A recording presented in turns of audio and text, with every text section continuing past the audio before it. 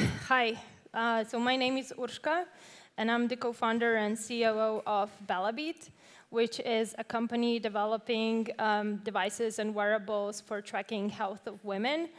So we're trying to help women be healthier and take care of themselves with easy-to-use and beautiful hardware and experiences that we offer through our software. Our first product was a small handheld device and an app that allowed future moms to listen to their baby's heartbeat, and share the experience with their loved ones through social media.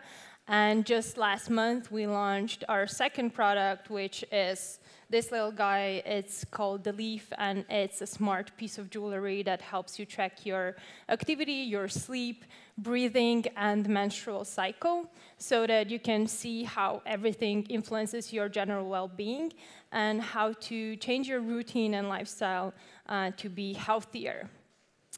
So we're kind of like a hardware company, but our real value is in the data and experiences that we offer to our users through our software, of course, but also through the experience of wearing and using our hardware. But I'm not really going to talk about Bellabeat too much.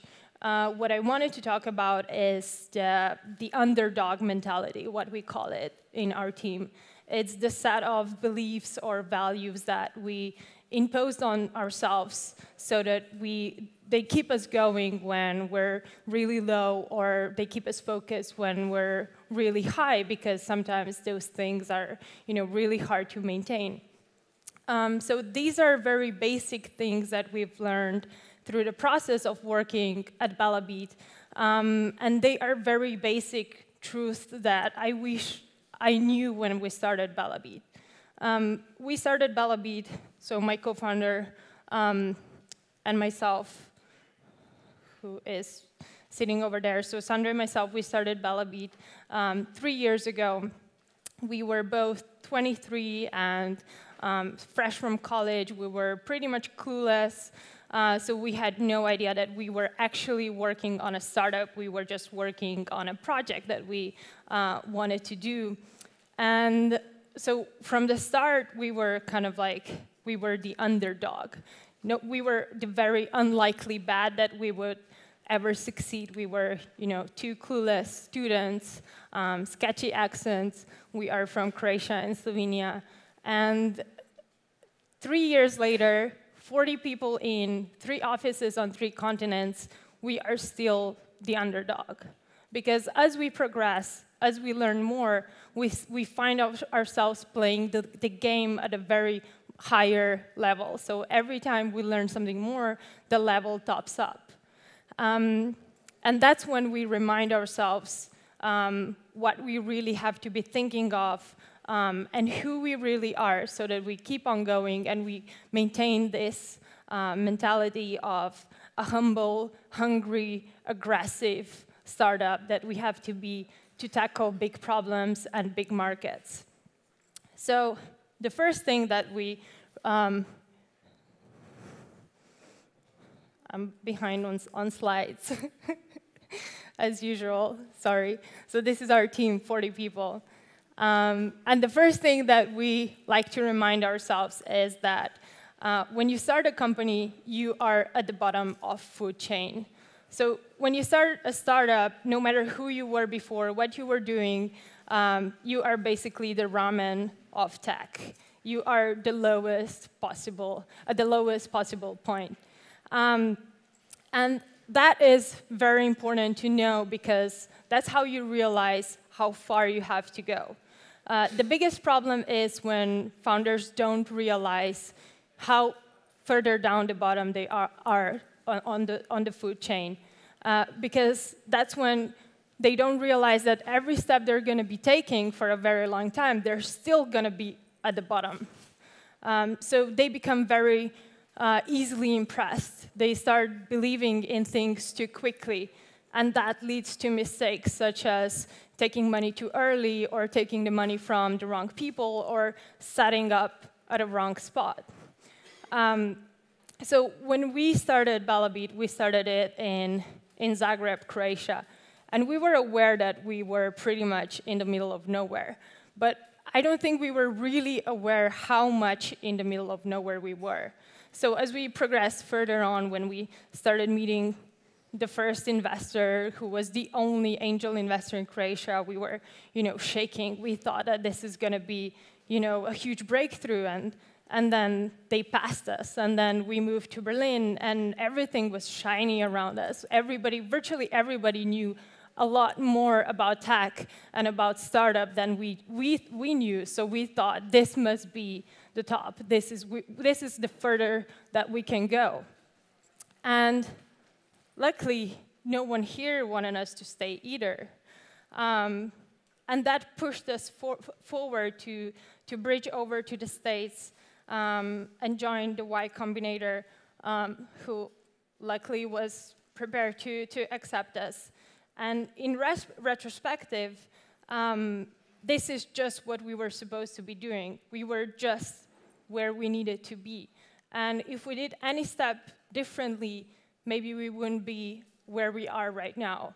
Maybe we would, sell the company or a big chunk of the company too early, or we would be involved with the wrong people, and maybe we wouldn't be able to do what we need to do to penetrate the market we're competing at. So this is really important, that you know where you're at and where you need to be going, and that you just keep on aiming until you get there. So don't settle for anything less. I'm not saying that this path is for everyone, that they need to go to Silicon Valley. You have to know what you need to do for your startup to succeed, and you have to do it and never give up before you get there.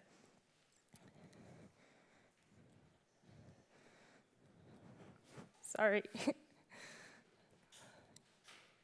Oops, that's too far.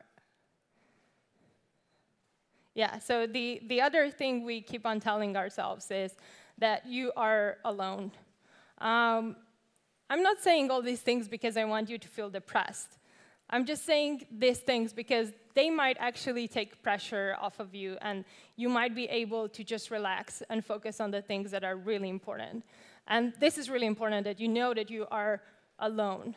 There is very few people in this planet that can actually help you and your company. And there is even fewer of those that can be game changers. So I know that you might think that networking is very important, and it is very important at some point. But if you're building a company, if you're building a product, that is not that point. We've noticed a lot of difference also between founders in Europe and founders in Silicon Valley in terms of how much they're networking and how they're networking. And European startups, founders, they just want to meet everybody they can. And I understand that because I've been there. And it might seem that because you're working in a fragmented market, those connections can be entry points to bigger or different markets. They can be a helping hand. But what you don't realize is that they're also a distraction. And they can be the reason that you're going to drown on the end, because you're not focusing on the things that really matter. And that is this kind of networking with your users. So focusing on your product and focusing on your users. Those are the things that will actually push you to other markets. These are the things that are going to count when you need those connections to work. And we talk a lot about, with Bellabeat, also how we had this one connection in our career or path that really helped us, and that was Michael Seibel, who is a partner at Y Combinator.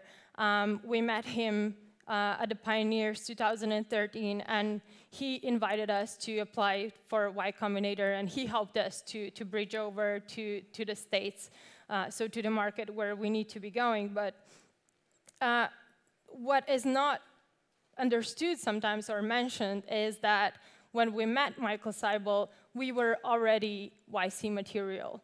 So if we met him any time before, maybe that connection would either never happen or we wouldn't be able to use it.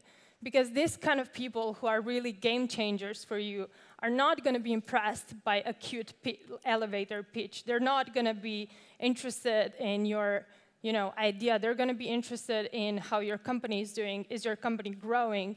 And when you meet them, you want to be telling them how your company is doing, and you want to be seeing that face. That is, this is wild.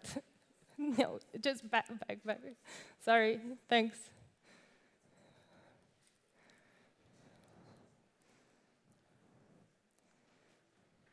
One more, please. Thanks. Yeah, as I was saying, this is the face that you want to be seeing. You want to impress them. And then they can help you. OK, now we can go further. And the third thing is that nobody cares. You're not important. That is the most valuable piece of advice that I ever received, and it was from another YC partner. When I was really nervous before speaking at Startup School London, so that was the YC event I was speaking at, and I was really, really nervous before that. And he approached me, and he was like, nobody cares. You're not important. Nobody cares about you. Nobody cares what you're going to say. They're going to forget you in the next 5 minutes. And it's probably true. And it goes that for your company as well. Nobody cares about you or your company. And if you say that to yourself, it's going to take off a lot of pressure. And you're going to be able to focus on the things that really matter. And again, that's your product, your users, and your growth. I get asked a lot, like, how do you create a branding around your company and around your product, and how important is that, and how your people see your company? Until you're at the Apple level, nobody really cares. Nobody's going to notice your logo or your name or the colors that you use. It's going to help when you approach your users. Maybe they're going to like it, but they're not really going to notice if you change anything or tweak or whatsoever. So this gives you a lot of freedom. These are all the logos that we used so far. And I don't think anyone noticed that except my mother. And nobody remembers that we used any other logo that we're using right now.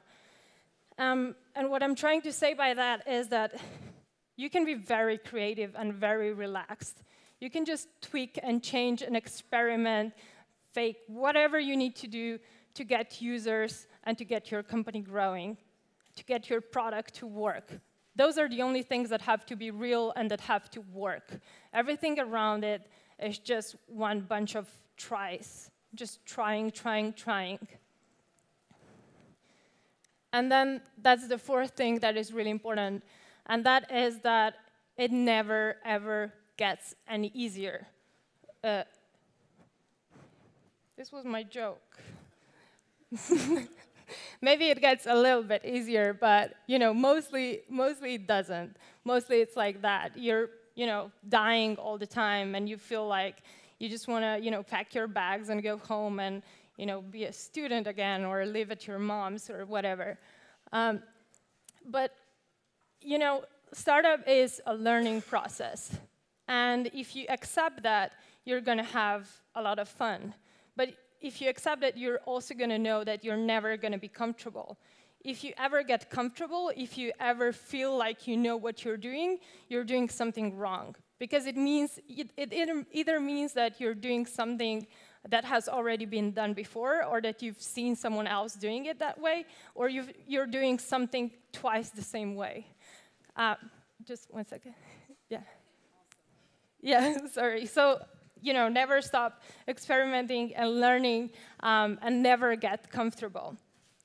And enjoy the process while you're doing it. Fantastic. Thank you so much. Awesome.